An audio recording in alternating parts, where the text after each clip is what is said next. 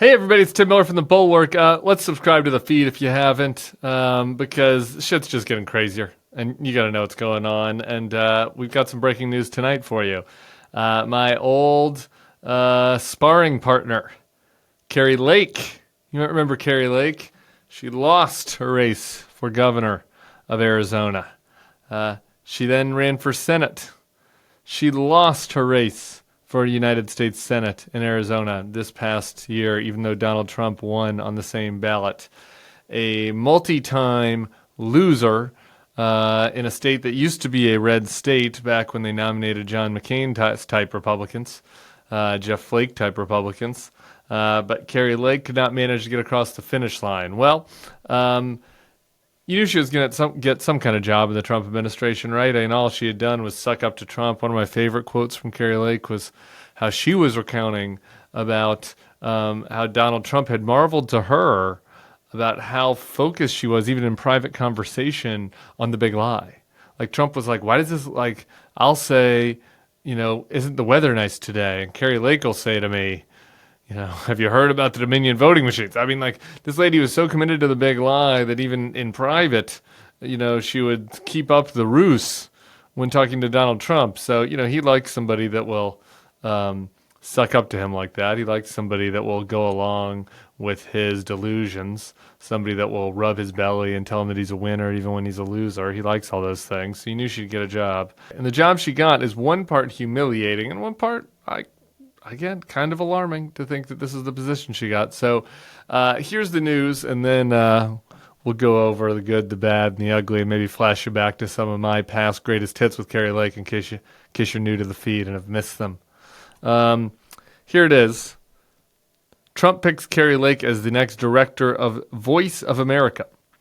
In the bleat that he posted on his social media feed, Trump said, "She will be appointed by and work closely with our next head of the U.S. Agency for Global Media, who I will announce soon, to ensure that the American values of freedom and liberty are broadcast around the world fairly, all caps, and accurately, all caps, unlike the lies spread by the fake news media. Congratulations, Kari." So, I mean, look, this job is a pretty big downgrade for Kari Lake. I don't think that there's any doubt about that. I mean, let's just pull this up here. Past directors, Voice of America. I don't think it's like a lot of huge names you would know. Michael Abramowitz is the current director. Before him, Robert R. Riley, Amanda Bennett, David Enser. Robert R. Riley's been in there twice. Sanford Unger, Foy D. Kohler, that's a name, Foy D. Kohler. Anyway, not exactly huge names there. It's not exactly a prime slot for Kari. But on the other hand, the Voice of America plays an important role. And honesty is important in the role. And here's the problem with Kari Lake. She hates the media. She resents people that do honest reporting. Time and again, as I have went to Kari Lake events, and I've gone to way too many, she points at the press and turns the crowd against them. Multiple times I've been there where I've seen people like looking at me, pointing. They're rabid in her rhetoric about how they're fake news and how they're liars and how they need to be taken down, all for reporting the truth about her and her losses, right? All for reporting the truth about the extreme positions she's taken. And so to have somebody like that in this role, I don't know. I guess just for people who've missed it, I teased it earlier. Like, I've had a few exchanges with her, and to get a pretty good sense about how I feel about this, I want to play one clip. The backstory here is kind of interesting. She had we were doing an interview for the Circus. I was a guest host on the Showtime show, The Circus. It's no longer on air, and we were going to do an interview. And we actually weren't there to interview her. We were there to interview Steve Bannon for this episode, but she wanted to be interviewed. I'd interviewed her for the Circus before, and we gotten into a tiff. And I don't know. She insulted my outfit. I think she thought that was a big win, so she wanted another chance to get me. And I guess I can't get in her head about what her motivations was. Maybe she just likes attention. And so I'd interviewed her, and the interview was just kind of pointless because she's just a liar. And she was just going around and around, and it just didn't really serve the audience that much to air it. The circus was a short, and it had a limited time, the show, and you can only put the best stuff you had in every week. It was a weekly documentary show. And so the Kari Lake interview wasn't going to make the show. But they secretly taped our interview in like a fishbowl camera type situation. And they put it out. And she thought this, so again, this person's going to run the Voice of America. They're doing secret taping. It's not transparent. It's not the kind of values that we're trying to put forth as a country. Or that I think we should put forth as a country, I guess. Apparently, we've elected Donald Trump again, so it is the values that we're going to put forth as a country. But anyway, so here's this secret video, the secret camera video that they put out of my interview with her that they think made her look good. Sometimes don't you ever think to yourself, I wish I could just stop talking about this fake thing that Donald Trump made me make up so that I could actually talk about the stuff that's important? Because we agree about fentanyl. I agree. I wish we could deal with that. I talked about that all the time at the campaign trail. I'm sorry you weren't with me. You. I'm sorry you weren't with me every step of the way. The people of Arizona understand me, and they know me, and they care about me, and I care about them. And I care about them. Getting them better, freeing the people who are held political prisoners. Yeah, absolutely. Right. I think you are still a little extreme. That's okay though. It's good to see you again. It's wonderful we can keep doing this. This. That's right. I'd love to. This. We have some areas of agreement. Love to. We agree on the fentanyl thing, and then you get into the other stuff. Oh, but the other stuff is what you have to do. The other I'm stuff is sorry, what you have to I'm do not to making win. you happy. The other stuff is what you, I don't know why you're touching me. The other stuff is what you have to do to win. Is the thing. That's sorry, the thing. I'm a mom. I'm sorry, I'm a mom. That's okay. I like to touch too, but in an interview setting, it's a little uncomfortable. I'm sorry that we don't agree on everything, but what I am not sorry about is that I think that I do believe that we can agree that we both love America. We do. Well, I know that I love America. I do think that you were okay with Donald Trump trying to end the American experiment last time, so that makes me wonder how sincere your love is. But I do appreciate it. Thank you for your time. Good. Thank you for your time. And that's it. I don't think they love America. I think they love themselves. I think they love their concept of America. I think they love America as long as America, in a free and diverse and dynamic country, people do things in the way that they think that people should do them. But that's not love, You don't love your child only if they do exactly as you want and believe exactly what you believe. You don't only love your child if they get A's, not get F's in school.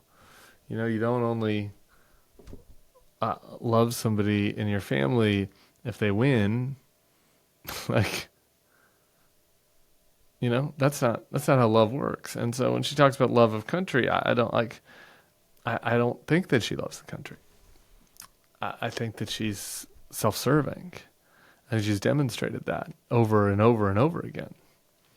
And so to put her in charge of the Voice of America, to put somebody that is so mendacious in charge of the Voice of America, somebody that has not demonstrated a commitment to American values or believing that in America's role in the world, right?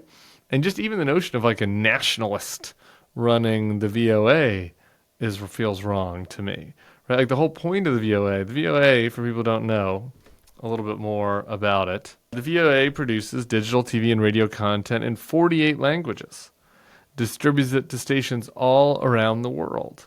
It's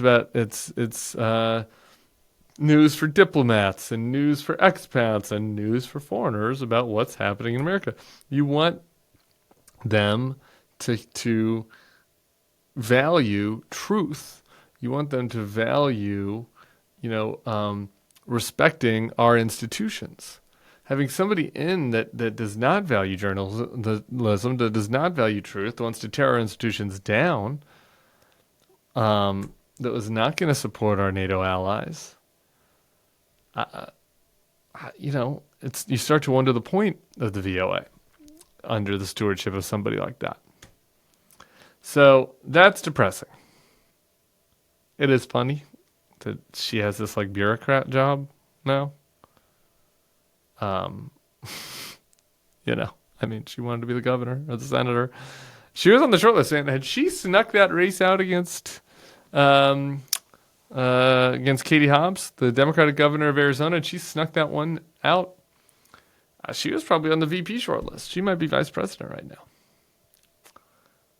But nope, director of the VOA.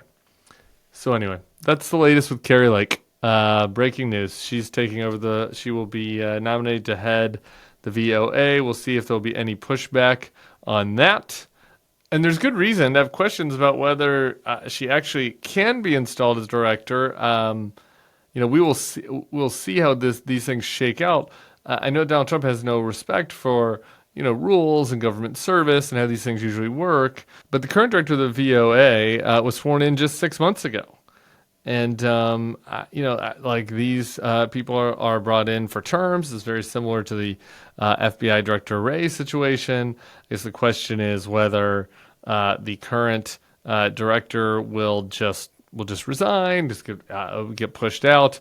And these are the types of things that usually their career attorneys and lawyers, and they work this stuff through. You don't usually have somebody coming in and bullying people out of their role in government to put in cronies, because that's how they do things in third world countries. But that's how Donald Trump is acting here. So there you have it. Subscribe to the feed. Tell your friends. We got so much. We're just drowning in content. Have you missed stuff today? I interviewed Pat Ryan, who I think was so smart and thoughtful about what's happening in the Democratic Party. Started stuff from Mona Charen and Ben Parker on the news that Christopher Wray was resigning. I'm going to have a rant about that tomorrow. I cannot believe that he did that. We had Adam Kinzinger on. Awesome stuff today. So go check out the rest of the stuff in the feed if you haven't. We'll be seeing you soon. Peace.